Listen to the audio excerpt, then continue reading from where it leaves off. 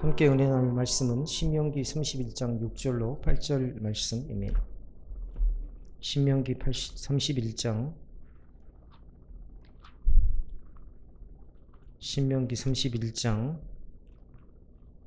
6절로 8절 우리 한 절씩 함께 봉독하겠습니다. 신명기 31장 6절로 8절 우리 세 절을 다 같이 한 목소리로 봉독합니다. 시작. 너희는 강하고 담대하라. 두려워하지 말라. 그들 앞에서 떨지 마라.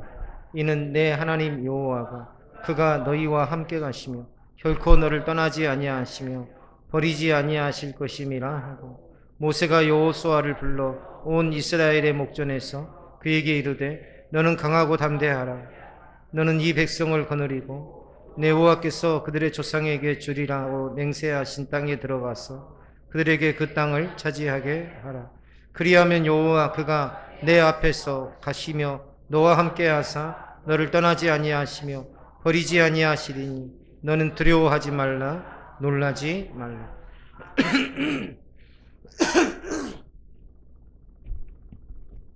1692년 미국 매사추세츠의 세일럼에서 한 사건이 일어납니다.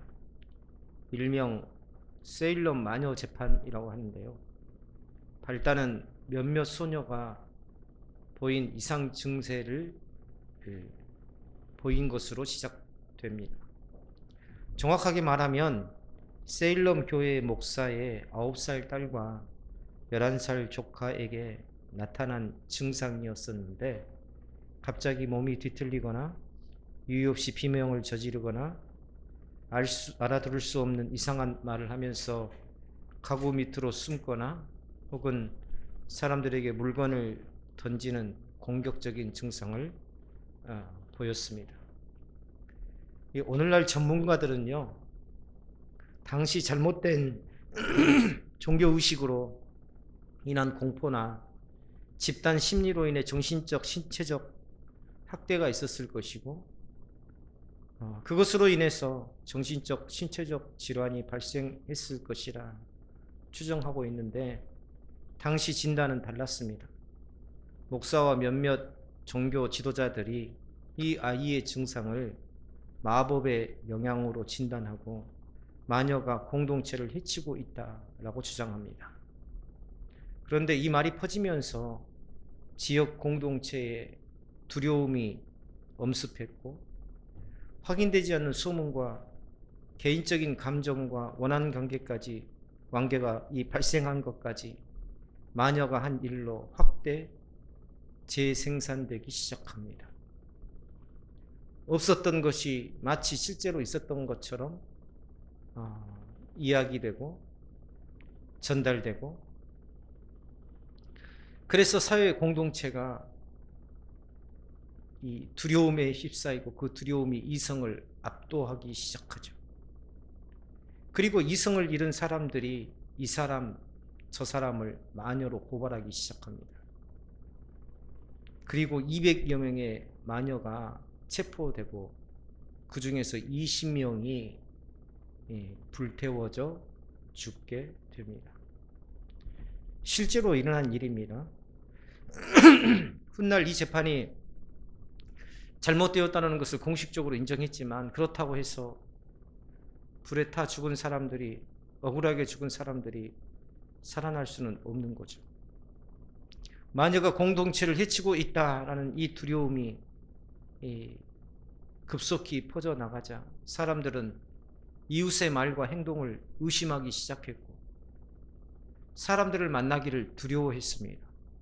나도 마녀로 찍힐 수 있기 때문에. 확인되지 않은 소문과 개인적인 원한까지 이 마녀의 증거로 받아들였던 것이죠. 우리 사회가 지금 이 마녀 사냥을 하고 있다는 생각이 듭니다. 정작 나라와 민족을 위해 기도해야 될 목사들이 미국 대통령 앞에서 왜곡된 주장으로 나라를 비방하고, 이게 정치 이야기가 아닙니다. 누가 정의로운가에 대한 이야기를 하는 게 아닙니다. 대통령이 옳은가? 또 우리나라 정치 상황이 옳은가? 혹은 그 목사가 옳은가, 이런 걸 이야기하는 게 아닙니다. 목사는 목사의 자리가 있어요. 옳고 그름을 판단하고 기도하고 고면할 수 있습니다. 그러나 그것이 사회적인 불안감을 조성하고 분열을 조성하는 행동이 되어서는 안 된다는 것을, 그것은 옳지 않다는 것을 말씀드리는 겁니다. 세일럼의 비극은 두려움에 사로잡히면 존재하지 않는 위험까지 사실로 믿고 평소라면 하지 않았을 잔인하고 그릇된 선택을 할 수 있음을 보여준 역사적 사실입니다. 사람을 붙잡아서 불태워 죽인다는 것이 그게 정상적인 이성을 가진 사람으로서 할 수 있는 일입니까? 그런데 이 두려움은 현실을 정확하게 볼 수 없게 만들어 버립니다.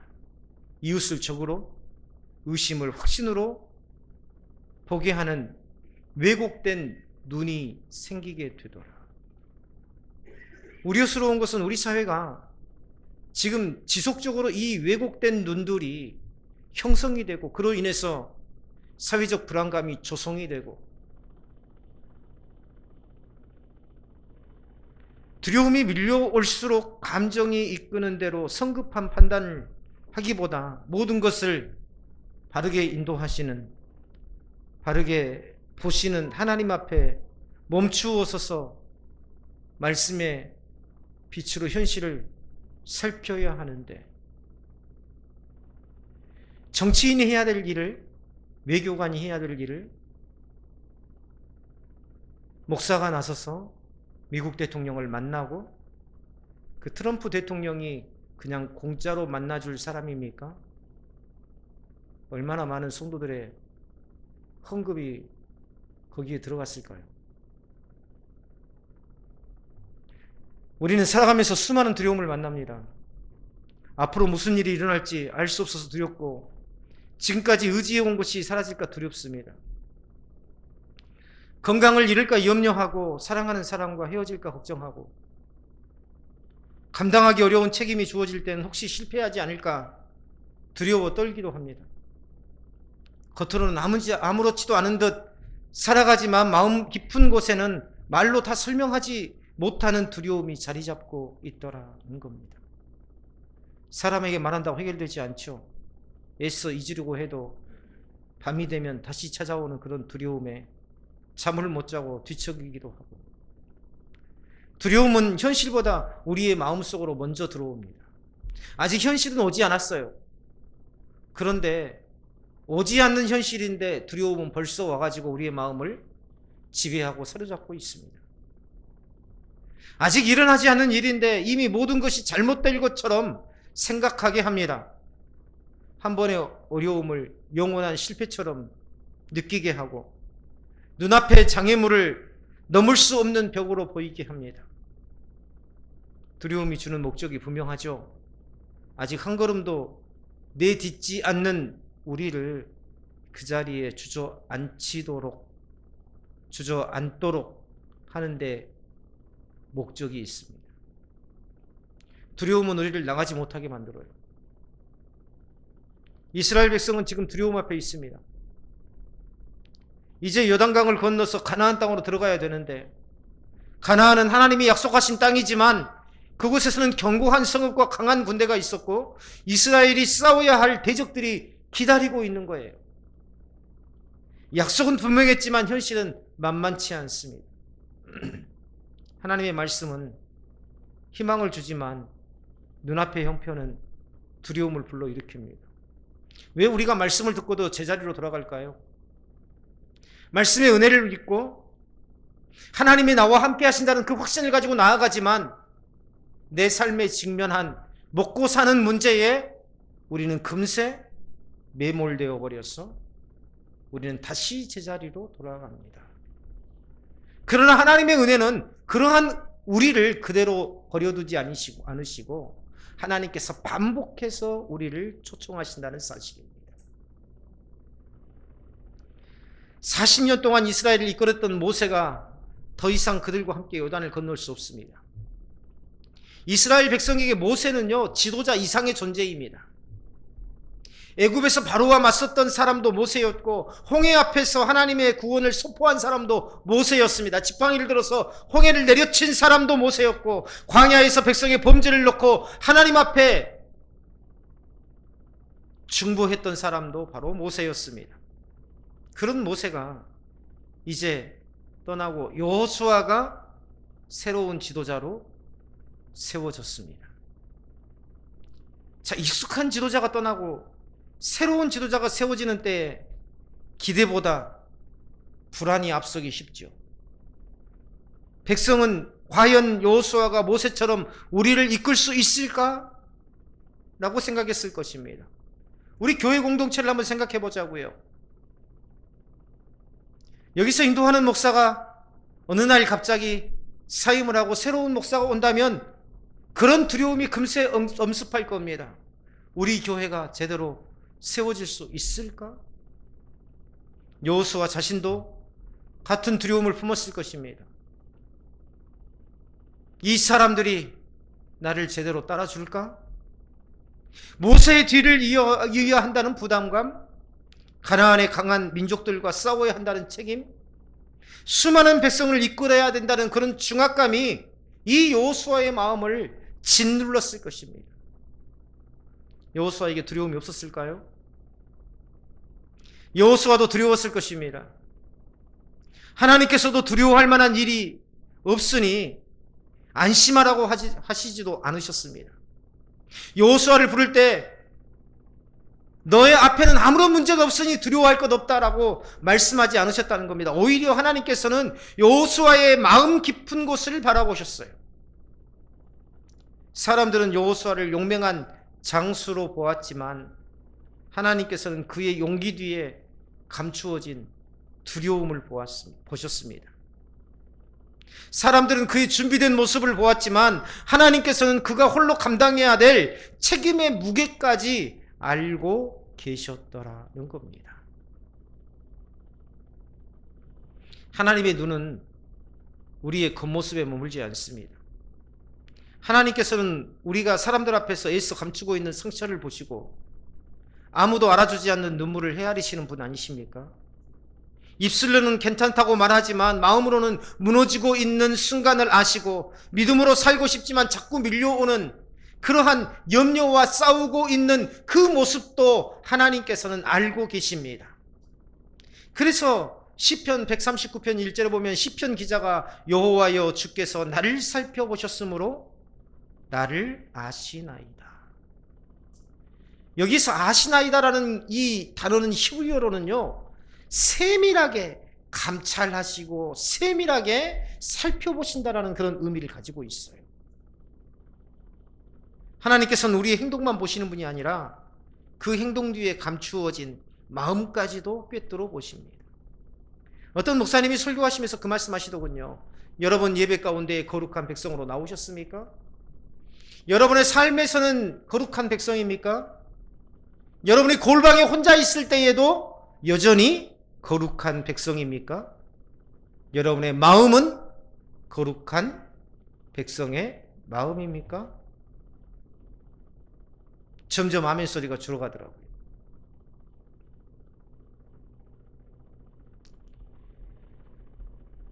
우리는 두려움도 두렵지만 내가 두려워하는 것을 다른 사람이 아는 것도 두려워합니다. 그것을 내 스스로도 약점으로 여기기 때문이죠.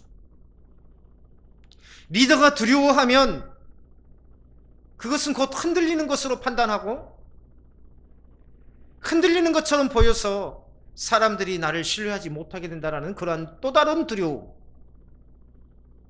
사람들이 나의 두려움을 알게 되면 약점으로 여기거나 믿음이 부족하다고 판단할 수 있다라고 생각하기 때문입니다. 그러나 하나님께서 우리의 두려움을 보시는 것은 우리를 정죄하기 위해서가 아니에요. 하나님께서는 우리의 연약함을 아시기 때문에 말씀하시고 우리가 흔들리고 있음을 보시기 때문에 붙들어 주시는 것입니다. 하나님의 눈은 죄를 감찰하시는 거룩한 눈인 동시에 두려움에 갇힌 자기 백성을 불쌍히 여기시는 자비의 눈입니다. 우리 강남교회 유튜브 들어가서요, 제가 맨 처음 올린 영상들을 보세요. 꽃갱이로 땅을 파던 그때 파랗게 자란 풀들을 괭이로 파내던 그때 산더미처럼 쌓인 돌들을 아내와 둘이서 나르며 차곡차곡 마치 느헤미야가 성벽을 재건하듯 그것으로 경계를 나누고 그것으로 교회의 마당을 세워가던 그때 제 마음에도 두려움이 가득했습니다. 이런다고 될까? 자신이 없었습니다. 그런데 하나님께서는 저를 두려움과 자신 없음 그 속에 그대로 버려두지 않으셨습니다. 내가 쉬지 않고 할 때에, 두려움 속에서도 멈추지 않았을 때에, 자신이 없지만 그래도 오늘 하루 말씀에 순종하며 나아갈 때에 하나님께서 이루어 주셨습니다.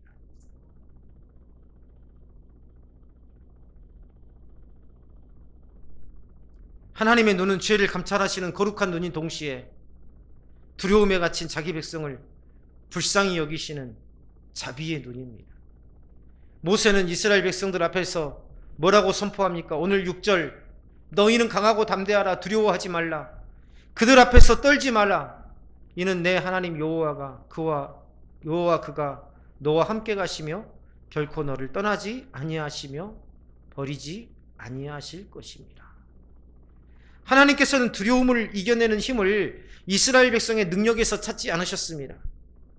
그들이 가나안 족속보다 강하기 때문에 담대하라고 하지 않으셨고, 모든 전쟁을 이길 만한 전략을 세웠기 때문에 두려워하지 말라고 하지 않으셨습니다. 하나님께서 주신 담대함의 근거, 그것은 오직 뭡니까? 오늘 6절에 보니까 내 하나님 여호와 그가 너와 함께 가실 것이다. 이게 우리 신앙 후배들에게 전해줘야 될 이야기이고, 이것이 내 자신에게 들려줘야 될 하나님의 말씀이고, 내 자녀들에게 해줘야 될 하나님의 말씀입니다.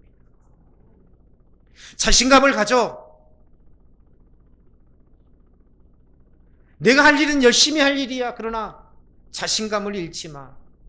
하나님께서 내가 노력한 만큼, 내가 발을 내딛는 만큼 하나님께서 너를 들고 쓰시고 인도하실 거야. 성경이 말하는 담대함은 자기 자신을 굳게 믿는 마음이 아닙니다. 마음을 강하게 먹고 모든 문제를 스스로 돌파하는 것도 아닙니다. 성경의 담대함은요, 먼저 내가 약하다는 사실을 인정하는 거예요. 내가 약하다는 사실을 인정한 사람만이 강하신 하나님을 의뢰할 수 있기 때문입니다. 내가 자신감이 넘치는 사람은, 내가 무엇이든지 할 수 있다고 생각하는 사람은 하나님을 찾지 않아요. 하나님께 나오지 않습니다. 두려움 가운데에서도 하나님의 약속을 붙잡고 순종하는 것, 이게 바로 담대함입니다. 앞이 캄캄해도, 사실은 이 교회에 처음 왔을 때에 내 상황과 심정을 잠깐 이야기했지만, 사실 여기 있는 이 목사보다도 더 어려운 현실을 극복해 온 우리 동역자분들이 이곳에 앉아있지 않습니까? 아무것도 없는 상황 속에서, 모든 것들이 다 무너져버린 상황 속에서, 그러나 포기하지 않고 지금도 여전히 돌 하나 위에 또 돌을 쌓고, 그것이 담이 되고 그것이 성벽이 되고, 그것이 결국에는 하나님께서 임재하시는 거룩한 하나님의 성전이 될 때까지 포기하지 않겠다는 그러한 각오로 오늘 또 여전히 구슬땀을 흘리고 있는 우리 동역자들의 삶이 어찌 육체적으로 편안했던 삶이라고 할 수 있겠습니까? 우리는 흔히 믿음이 없으면 두려움이 전혀 없어야 한다고 생각합니다. 그래서 두려운 마음이 들면 자신에게 믿음이 없다라고 단정합니다. 그러나 믿음은요, 두려움을 느끼지 않는 감정이 아닙니다. 우리는 너무 감정에 익숙해져 있어요. 내 감정에 너무 매몰되어 있습니다. 내 마음에 감정적으로 와닿으면 좋은 말씀이고 내 마음에 감정적으로 와닿지 않으면 좋지 않는 말씀이고 내 마음에 감정적으로 푸근한 사람이면 좋은 사람이고 내 마음에 들지 않으면 좋지 않는 사람이고 믿음은 두려움을 느끼지 않는 감정이 아닙니다. 믿음은 두려움보다 하나님을 더 크게 바라보는 것입니다. 두려움 너머에 계시는 하나님을 바라보고 소망하는 것이 바로 믿음입니다. 두려움이 너는 할 수 없다고 속삭일 때 믿음은 나는 할 수 없지만 하나님은 하실 수 있다라고 고백합니다. 제 바로 위에 형님이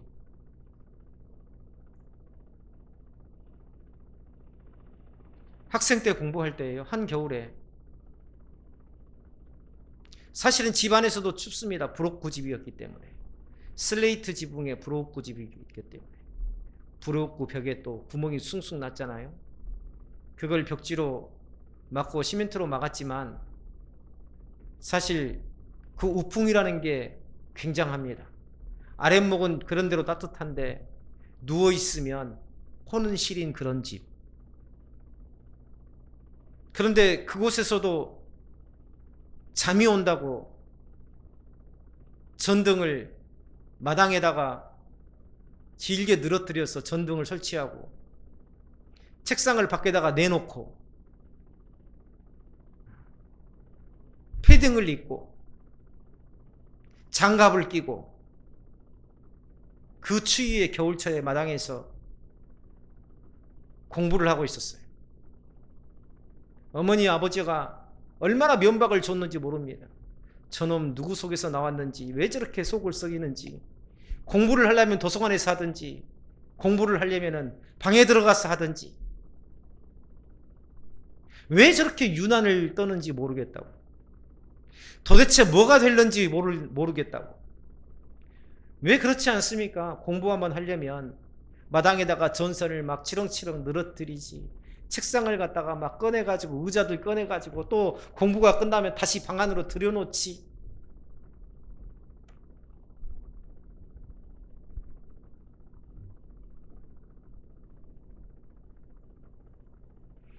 근데 졸음을 이기기 위해서 그 형님이 그러더라고요. 단지 졸음만을 이기려고 하는 게 아니라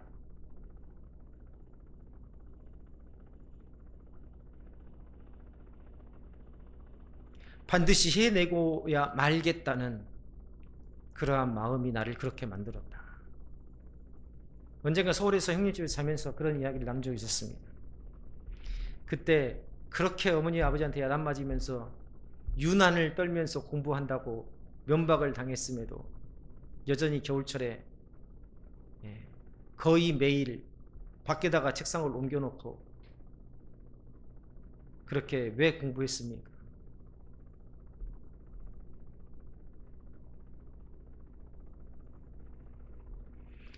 반드시 이 가난을 떨고 내버리겠다라는 그러한 마음에서 했다고 하더라고요.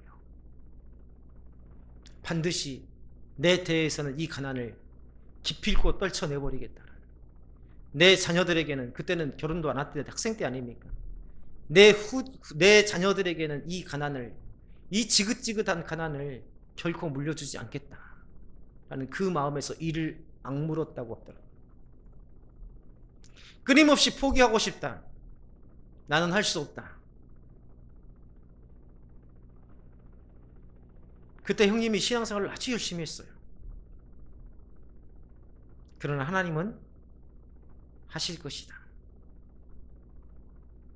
두려움이 모든 것이 끝났다고 말할 때에 믿음은 하나님의 약속은 아직 끝나지 않았다라고 대답합니다. 하나님께서는 우리가 두려움을 감추고 강한 사람처럼 행동하기를 원하지 않으세요. 어떤 분들은 자신의 약함을 가리기 위해서 굉장히 강한 면만을 보이려고 합니다. 그러나 그러지 마세요. 자신의 약함을 인정하고 하나님께 피하기를 원하시는 게 하나님의 마음입니다.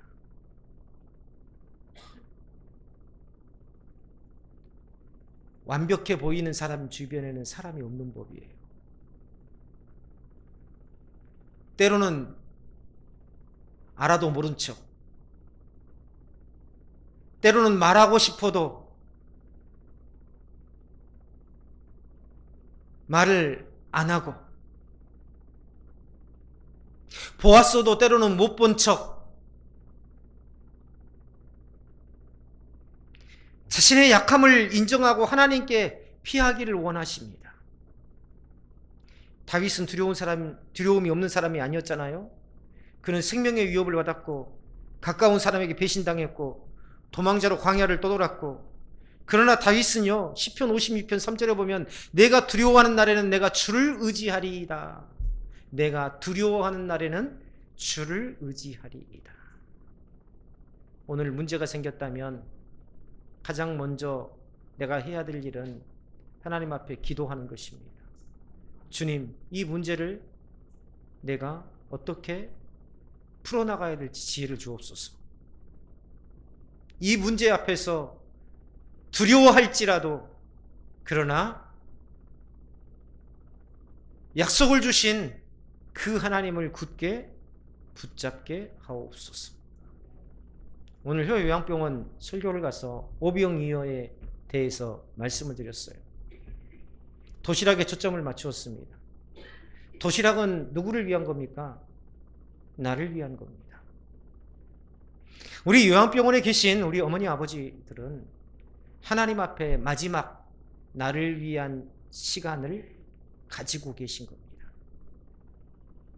아들 걱정, 딸 걱정, 가정을 세워나가고 평생 동안 열심히 일하고 배우자를 위해서 끊임없이 희생하고 그런 삶을 살았는데, 이제 이 요양병원에 계신 것은 마지막 죽기만을 기다리는 그 시간이 아니라 내가 나를 위한 나만의 도시락을 갖고 있는 시간입니다.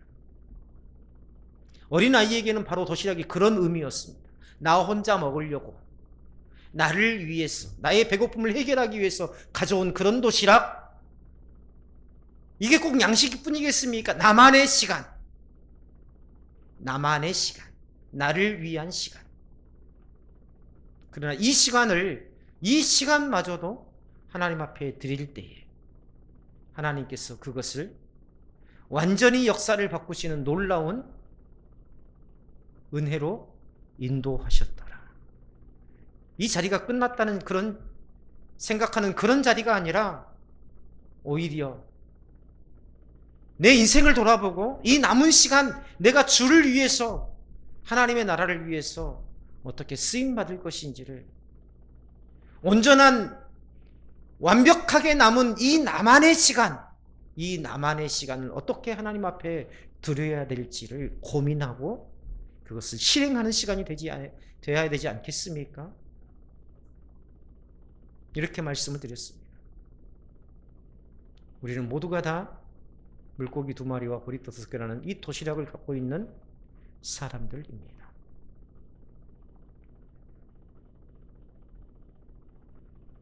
이스라엘 백성이 가나안 땅에 들어갈 수 있었던 것은 그들의 두려움이 없었기 때문이 아니잖아요. 우리 동역자들이 지금까지 이 자리까지 살아온 것은 내 인생이 캄캄했을 때에도 두려움에 머무르지 않았기 때문 아닌가요? 그들이 다른 민족보다 수가 많거나 강했기 때문도 아닙니다. 하나님께서 너는 의로운 백성이므로 이 땅을 차지함이 아니니라 라고 분명히 말씀하셨어요. 네가 의로움으로 이 가나안 땅을 차지하는 게 아니라는 겁니다. 이스라엘의 구원과 승리는 그들의 공로나 능력에 달린 것이 아니라 하나님의 언약과 신실하심에 달려 있습니다. 하나님께서 아브라함과 이삭과 야곱에게 약속하셨기 때문에 그 약속을 이루어 가셨습니다.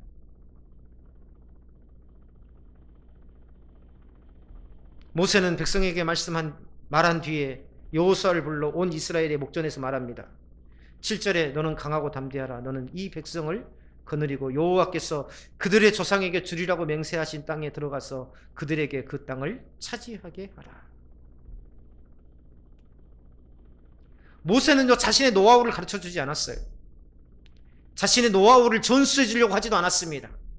이럴 때는 이렇게, 저럴 때는 저렇게. 성경은 일체 그것에 대해서 기록하고 있지 않습니다. 오직 하나님께서 모세에게 하신 말씀만 여호수아에게 전달하고 있습니다. 왜 그랬을까요? 무려요 40년을 넘게 광야에서 이스라엘 백성을 인도한 모세입니다. 경험 면에서는, 지식 면에서는요 여호수아보다 월등할 겁니다. 아마 인수인계를 따지자면 몇 달을 해도 부족했을 것입니다. 그런데 모세는 오직 하나님의 주신 말씀만 여호수아에게 전합니다. 너는 이렇게 해야 돼, 이럴 때는 저렇게 해야 돼 라고 말하지 않아요. 왜 그랬을까요? 하나님께서 나와 함께 하셨던 것처럼 내가 볼 때는 한없이 부족하고 연약해 보이지만, 내가 볼 때는 때로는 모세가 볼 때는, 경험 많은 그 모세가 볼 때는 여호수아가 하는 모든 것들이 다 마음에 들었을까요? 저는 그렇게 여기지 않습니다. 그런데 그럼에도 불구하고 하나님께서 그런 여호수아에게도 함께 하실 것을 믿었기 때문입니다.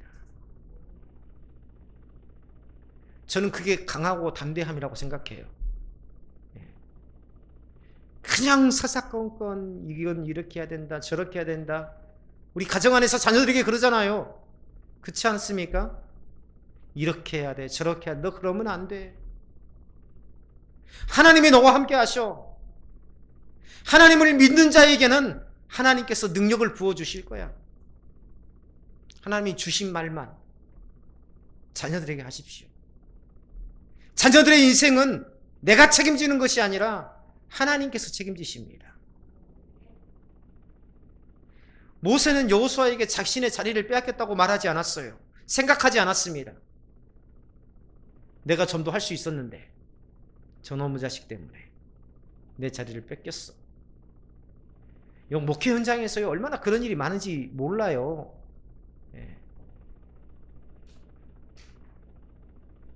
부교육자가 설교를 잘하면 오래 못 갑니다. 쫓겨나요.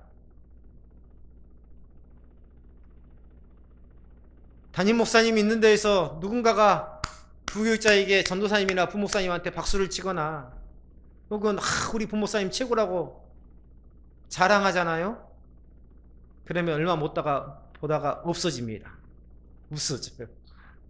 왜요? 왜 그럴까요? 두려움 때문이죠. 두려움. 그 사람들을 쫓아 그 사람을 쫓아서 사람들이 갈까봐 나를 버려두고. 두려움은 한 발도 못 나가게 합니다. 그런 두려움, 그런 마음을 가진 리더가 있는 공동체는 한 걸음도 나아가지 못해요.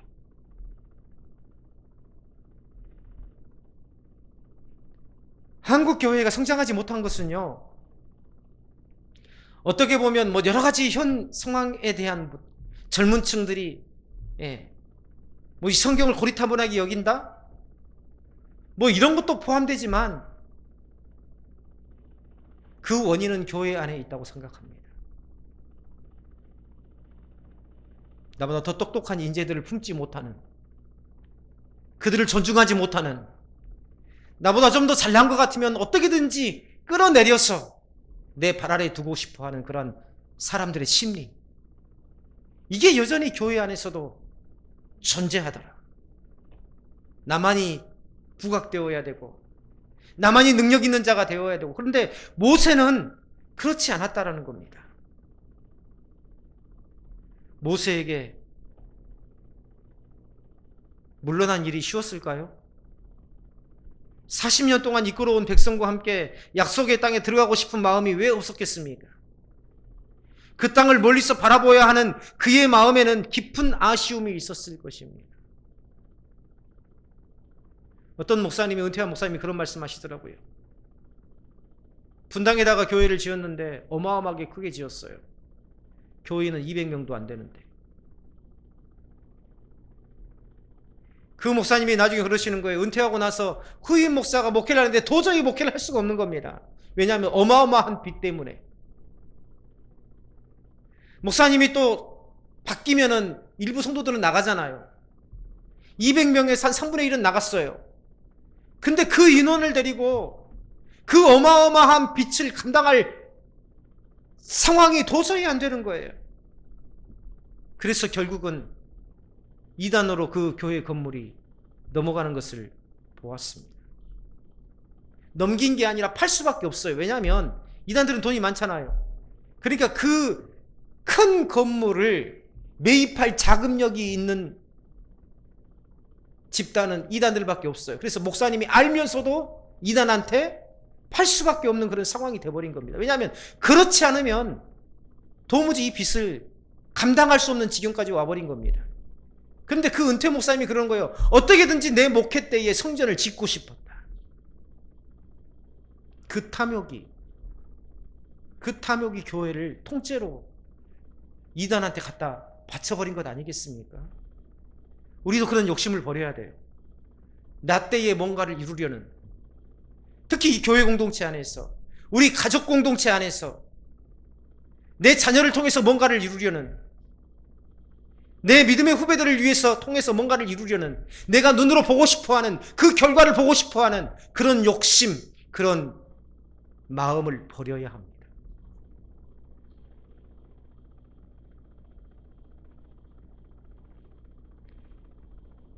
그게 엄청난 부채를 나누었듯이 그게 어떤 사람에게는 엄청난 마음의 무게를 지고 한 걸음도 내딛지 못하는, 결국에는 한 걸음도 내딛지 못하는 그런 상황이 될 수도 있다는 것을 우리는 알아야 되더라는 겁니다.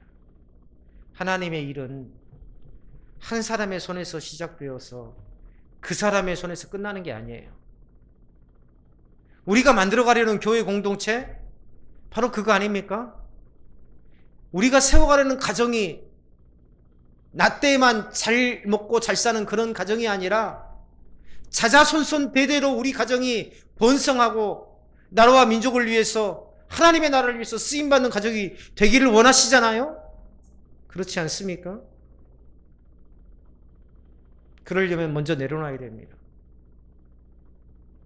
교회 공동체 안에서도 마찬가지예요.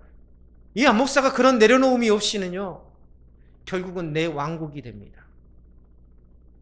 둘 중에 하나겠죠? 나하고 맞지 않는 사람들은 다 나가든지 아니면 나의 왕국이 되든지. 우리가 추구하려는 교회는 어떤 한 사람에 의해서 좌지우지되는 그런 교회가 아닙니다. 그렇기 때문에 지금부터 나누고 있는 거예요. 팀을 나누고 거기서 팀 재정을 나누고 지속적으로 그런 시스템을 만들어가는 겁니다. 물론 시스템이라는 게 완벽하지 않고 교회 공동체를 인도하시는 분은 근본적으로 하나님이시지만, 그래서 한 사람에 의해서 움직이는 교회가 아니라 말씀에 의해서 각자가 말씀을 묵상하면서 모두가 리더로서 자기 몫을 해내는 그런 교회 공동체. 어른은요, 가정의 어른은요, 가만히만 있어도 어른입니다. 저도 잘 알아요. 대가족에서 생활을 했기 때문에. 아버지가 들어오셔서 아무 말도 하지 않아도 아버지라는 무게감이 있어요. 이렇게 해라, 저렇게 해라 말하지 않아도 아버지라는 그 무게감은 결코 아버지를 함부로 할 수 없는 그런 가족의 분위기가 형성이 됩니다. 우리는 때때로 자신의 역할을 지나치게 크게 생각합니다. 내가 아니면 안 된다고 생각하고 내가 손을 놓으면 모든 것이 무너질 것처럼 염려합니다. 그러나 나 홀로 모든 것을 붙들려는 마음에는 책임감과 함께 욕심도 숨어 있을 수 있다는 거예요. 하나님께서는 우리 없이 아무 일도 하지 못하시는 분이 아닙니다. 하나님은 나 없이 아무것도 못하시는 분이 아니에요. 내가 아니어도 여전히 하나님의 역사는 이루어집니다. 오히려 우리가 물러난 자리에서도 새로운 사람을 세우시고 우리가 보지 못하는 방법으로 자신의 뜻을 이루어 가시더라. 말씀을 정리합니다. 8절에서 너를 떠나지 아니하시며 버리지 아니하시리니라. 우리가 하나님을 단단히 붙들고 있기 때문에 버림받은 게 아닙니다. 하나님께서 우리를 붙들고 계시기 때문에 넘어져도 아주 엎드러지지 않는 것입니다. 우리의 믿음은 때로 약해지고 기도는 흔들리고 마음은 낙심할 수 있습니다. 그러나 우리를 향한 하나님의 언약은 흔들리지 않더라.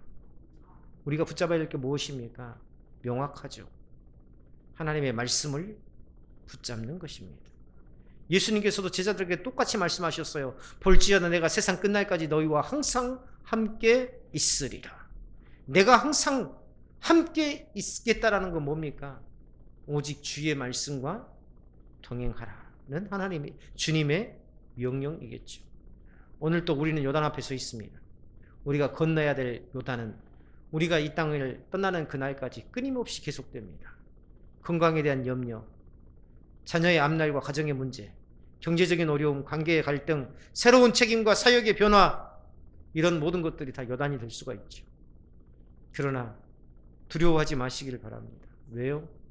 우리는 변하지 않으시는 하나님께서 우리의 주권자 되시고 인도자 되시기 때문입니다. 이 사실을 깨닫고 오늘 또 우리보다 먼저 가시는 그 하나님을 바라보고 맡겨진 길을 끝까지 묵묵히 걸어가시기를 주님의 이름으로 축원합니다. 기도하겠습니다. 크신 하나님이 함께 하시기에 포기하지 않습니다. 때로는 넘어져도 다시 일어설 수 있습니다. 오늘 그 약속을 다시 붙듭니다. 내 앞에 놓인 이 요단을 향해서 내 마음속에 두려움이 엄습하지만 두려움이 엄습한 만큼 더욱더 하나님을 의지하는 믿음으로 나아가게 하신 그 하나님을 찬양하고 경배합니다. 우리 눈에 요단이 보일지라도 그러나 우리 눈 넘어 우리 시선 넘어 온 땅에 충만하신 그 하나님의 약속을 붙잡는 믿음이 되게 하여 주옵소서. 예수님의 이름으로 기도드리옵나이다. 아멘. 325장 1절